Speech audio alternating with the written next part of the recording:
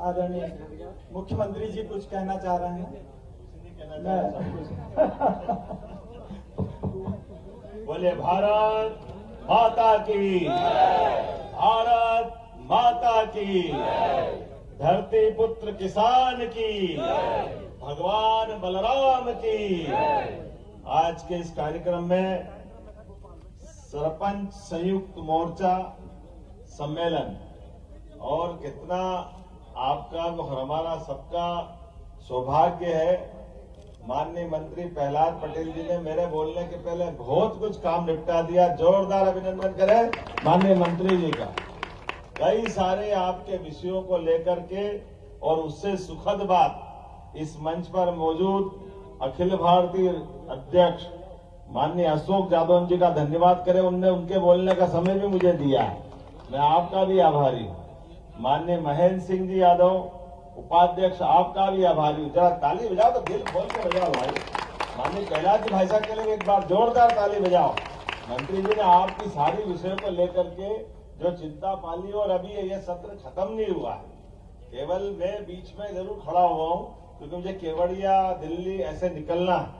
तो हमने कहा अगर इतने दूर दूर से हमारे पूरे मंच के लिए एक बार जोरदार अभिनंदन। अशोक सिंह सेंगर जी, राजवीर सिंह तोमर जी, गोपाल सिंह पंवार जी, अनूप सिंह बघेल जी, राम प्रसाद चौधरी जी, जालम सिंह पटेल जी, देवेंद्र चौधरी जी। अब जो नाम बच जाए तो लिखने वाले की गलती मेरे पास नहीं है, सारे नाम पढ़ दिए। ये हमारे सबके लिए है। एक बार पूरे मंच के लिए जोरदार अभिनंदन करेंगे।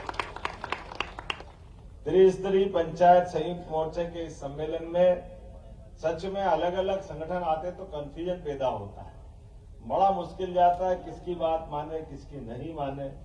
बात तो सबकी घूम घाम के अपने अधिकार संपन्न बनाने की होती है, लेकिन घर में सब्जी पूड़ी भी बनती है, पराठे का मजा अलग आता है, दाल बाटी का आनंद अलग आता है। बात तो वही है, जाना तो भोजन में ही, लेकिन अपने अपने तरीके। लेकिन हर त्योहार का मजा है, हर एक बार त्योहार जिससे जो मनता है उसका आनंद अलग आता है।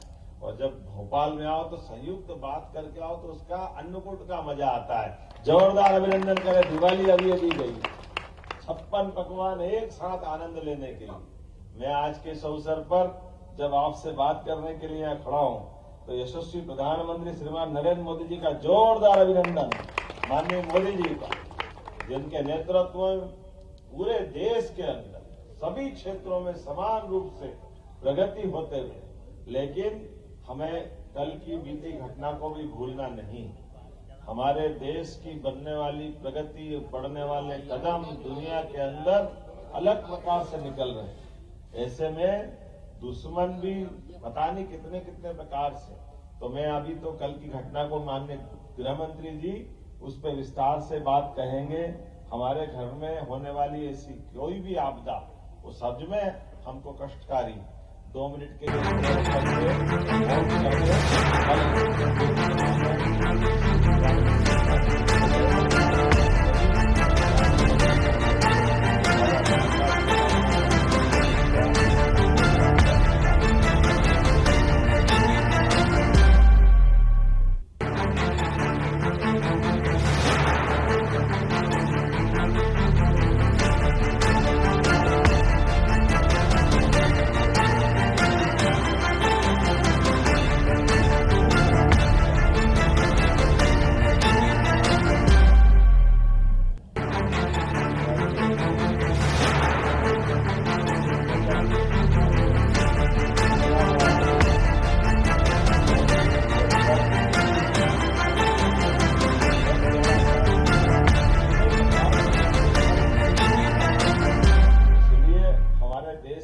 प्रधानमंत्री पे हमको भरोसा है, माननीय गृह मंत्री पे भरोसा है। जब लाल सलाम को आखिरी सलाम हो रहा तो ये लगेंगे कहा जो भी होंगे सब ठिकाने लगेंगे, ये पक्का भरोसा पूरे देश को। माननीय मंत्री जी बालाघाट से सांसद आते थे, ऐसी कई सारी घटनाओं का और कितने प्रकार के ऐसे व्यवस्थाओं के बीच अपनी हिम्मत से इन सारी बातों से बाहर आना पड़ता है। आज के इस अवसर पर चूंकि आपके राष्ट्रीय पदाधिकारी मौजूद है, प्रदेश के पदाधिकारी मौजूद है, और जो अभी विषय आए उन विषयों के लिए हमारी सरकार सदैव आपके साथ है, ये पक्का बोल सकता हूं, इसमें कोई शंका नहीं। जो हमारे बीच में तय होगा उस व्यवस्थाओं का परिपालन करने का काम ये सरकार के माध्यम से निश्चित रूप से होगा। और ये बात तो सही है कि जब सरपंच के सामने बैठेंगे तो सचिव, रोजगार सचिव, क्या रोजगार सहायक, ये सब चीजें तो आना ही चाहिए, इनके बिना बात थोड़ी बनती है। तो ये इस विषय को लेकर के भी विभाग गंभीर है। लेकिन ये भी बात सही, त्रिस्तरीय शासन प्रणाली में पंचायत के लिए सच में जो प्रधानमंत्री, मुख्यमंत्री, ये हमको दिखते भले ही है, या आपकी नगर पालिका, नगर निगम, नगर पालिका, ये जो आपको पावर है वो पावर तो इतने बड़े बड़े पद वालों को भी नहीं, एक सरपंच जो पंचायत के लिए कर सकता है वो कोई नहीं कर सकता। जोरदार अभिनंदन अपने आप के लिए भी करें, क्योंकि पंचायत की नीचे तक की प्रणाली इतनी अच्छी है इस व्यवस्था के आधार पर। सच में कहा माननीय मंत्री जी ने कि एक पंचायत के सरपंच और पंचायत के दरमियान एक एक घर की गिनती आपके माध्यम से हो जाती, एक एक घर में होने वाली घटनाओं को लेकर आप अवगत रहते, और भविष्य में आपको कहां ले जाना इसमें भी कोई शंका नहीं, वो सारी चीजें आपके सामने। ऐसे में सरकार की व्यवस्थाओं के बलबूते पर, हमारा तो भौगोलिक रूप से इतना बड़ा प्रदेश, इतने बड़े प्रदेश में सच में बड़ी आबादी हमारी गांवों की पंचायतों में रहती, तो हमारे प्रदेश की अगर तस्दीर बदलना है, इसकी तकदीर बदलना है, तो आपके बगैर संभव नहीं हो सकती है। ये पक्की बात है, ये आपके भरोसे से ही विकास का कारवां चल रहा है। इसलिए हमारी सभी योजनाओं के लिए आधार अगर हुए तो पंचायत। इसलिए आप बताइए, मुझे ट्राइबल के अभी कुछ भाई बहनों ने अपनी तरफ से बात कही, तो हमने कहा कि आपकी बात का भी विचार करेंगे। पिछली बार आपके यहाँ 23, 24, 25 जुलाई को हमारा एक कार्यक्रम किया था, जिसमें त्रिस्तरीय व्यवस्थाओं के लिए खासकर पंचायतों के अलग अलग श्रेणीवार लोगों को बिठाए थे। और इस साल भी ये हमारी 24, 25, 26 नवंबर को ये जो भोपाल में कॉन्फ्रेंस होने वाली, उसमें बहुत सारे विषय आएंगे, लेकिन कुछ चीजें, छोटी छोटी बातें, एक दो चीज मैं भी जोड़ना चाहूंगा। उदाहरण के लिए, जैसे हमारा शहरीकरण बढ़ रहा है और शहरीकरण बढ़ने के कारण से पंचायत और पंचायत के पास में लगी नगरीय निकाय की कोई व्यवस्था, तो नगरीय निकाय और आपके बीच में एक कई बार ये टकराव आता है। जब नगर निगम, नगर पालिका, नगर परिषद होती तो उनके पास पार्षद भी होते हैं, सीओमा भी होते हैं, बहुत सारी चीजें होती, लेकिन ठीक पास में पंचायत, अब पंचायत के पंचायत सचिव और सहायक सचिव, इससे बड़ा कोई होता नहीं, और वो टीएनसी यूएनसी से लेकर बड़ी बड़ी अपनी कॉलोनी बनाने आते हैं, बहुत सारी चीजें होती।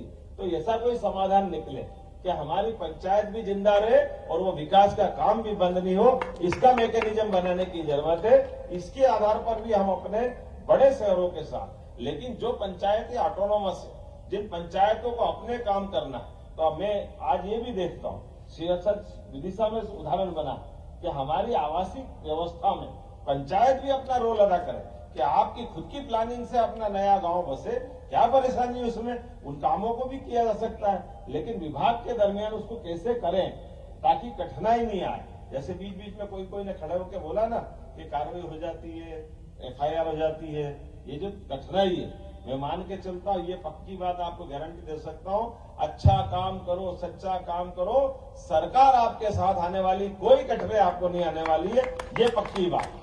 बस काम के करने का इंटेंशन दिख जाता है कि काम की आपकी करने की भावना अगर शुद्ध है तो उस भावना में तो परमात्मा आपके साथ, कोई दिक्कत नहीं। यशस्वी प्रधानमंत्री के नेतृत्व में जब हम अपने इस तरह की व्यवस्थाओं को लिए आगे बढ़ते हैं तो कई नए टारगेट आते हैं। जैसे अभी माननीय मंत्री जी ने सही कहा, 2472 अटल पंचायत भवन हमारे पास इन गांवों की व्यवस्थाओं के लिए आज की स्थिति में भी जो आंकड़े बताएं, 1037 सामुदायिक भवन, 106 जनपद पंचायत के भवन, 5 जिला पंचायत के भवन स्वीकृत की। जब स्वीकृत करो ताली वाली तो बजाओ भाई, आप ही के लिए तो कर रहे हैं। मैं समझता हूँ कि मैं बोलता हूँ तो भूल ही जाते हैं काहे के लिए बोल रहे हैं, यह आप ही के लिए बोला जा रहा है। यह हमारा सौभाग्य भी है कि जब इतने बड़े काम आपको मिलने जा रहा है। ऐसे में शांति धाम की बात भी बहुत पवित्रता के साथ आई। ये हमारे लिए 2026 का समय, सच में 27 में आपके चुनाव आ जाएंगे, सभी के चुनाव आने वाले, तो हमारे द्वारा ये मन का एक भाव भी रहता है हर एक गांव के अंदर। हमने तय किया कि हर हालत में शांति धाम के लिए जो राशि चाहिएगी और या अतिक्रमण हटाने से लेकर जो भी कठिनाई उसका समाधान करने के लिए निश्चित रूप से कलेक्टर्स के माध्यम से सारा प्रशासन आपके साथ रहने वाला है। इस टारगेट पे हमको आगे बढ़ना है। तो ये बड़ा पवित्र काम है। हमारे अपने गांवों के अंदर सब कुछ है और आखिरी में जो शांति धाम की एक आवश्यकता होती, इसमें कोई अमर नहीं, जो आया सब जाने वाला।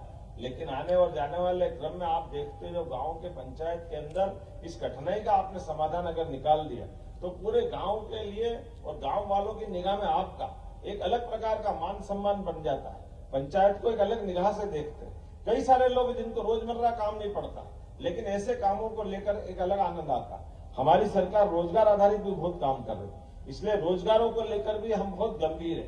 पंचायतों के माध्यम से भी भविष्य में हमारे कुटीर उद्योग, लघु उद्योग, रोजगार आधारित उद्योग, सभी प्रकार के कामों को लेकर के लंबी प्लानिंग से हम काम कर रहे हैं। और आने वाले समय में तो ये कृषि वर्ष हम घोषित करने वाले हैं 2026 का। कृषि आधारित वर्ष, ये इस वर्ष का रोजगार और उद्योग वर्ष था, अगला साल कृषि आधारित उद्योग का।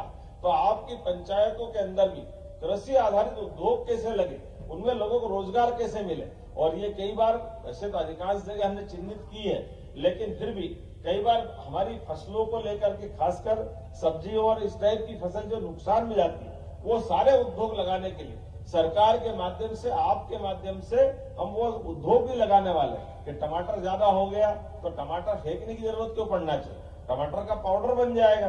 प्याज, लहसुन, आलू, ऐसे कई प्रकार की अलग अलग फसलें हैं। तो सभी क्षेत्रों में जितना अच्छा हो सकता है सरकार के माध्यम से प्रत्येक क्षेत्र में आगे बढ़ रहे हैं। इसी प्रकार से स्कूल कॉलेज में नहीं, आप तो अंदाज लगा लो, हमारी सरकार बनने के बाद हमने मेडिकल कॉलेज भी बहुत तेज गति से खोले और एग्रीकल्चर कॉलेज भी बहुत तेज गति से खोले। विकास के लिए शिक्षा और चिकित्सा, इस दोनों तरह से। और शिक्षा भी कौन सी, हार्टिकल्चर, एग्रीकल्चर, फ्लोरिकल्चर, इसके माध्यम से रोजगार की बड़ी संभावना।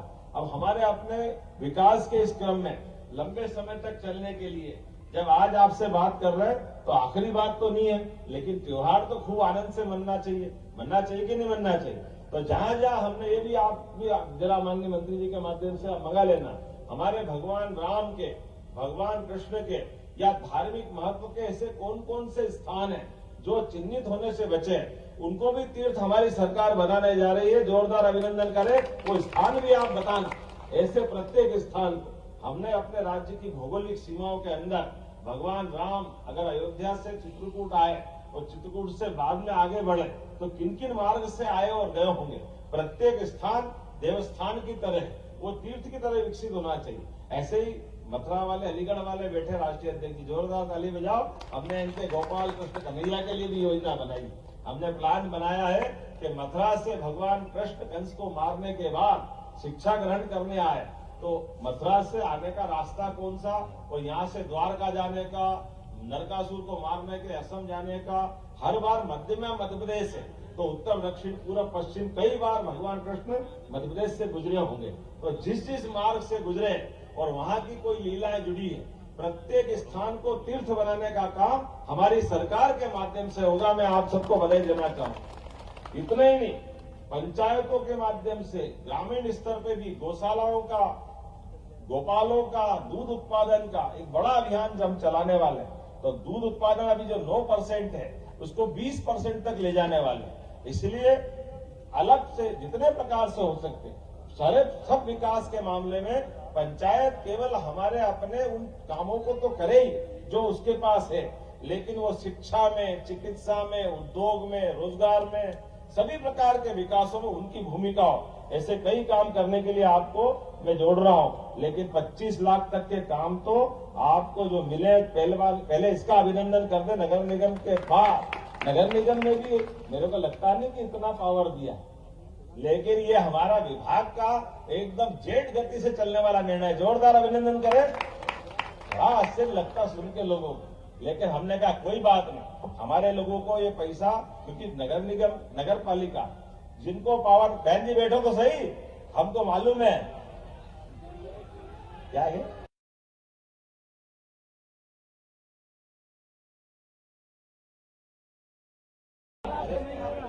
एक मिनट भाई जरा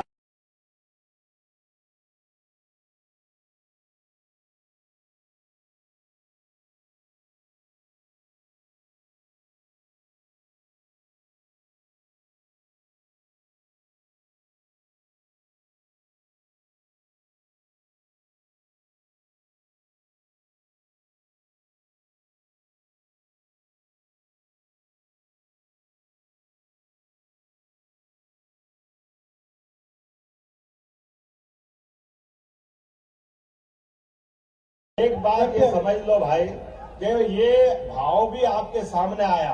कोई अगर सचिव नहीं करने वाला हटा देंगे साले, चिंता क्यों कर रहे हो? या कोई तकलीफ देगा उससे अलग क्या? सचिव है, सहायक सचिव है, इनकी क्या औकात? मेरे को लगता है कि यार सरपंच के मामले में कोई दिक्कत आ रही, सरकार ने निर्णय किया तो उसको ठीक करने का काम हमारा है। ये तो चिंता की बात थोड़ी ताली वाली बजा के बताओ अगर मैं आपके हित की बात कर रहा हूं।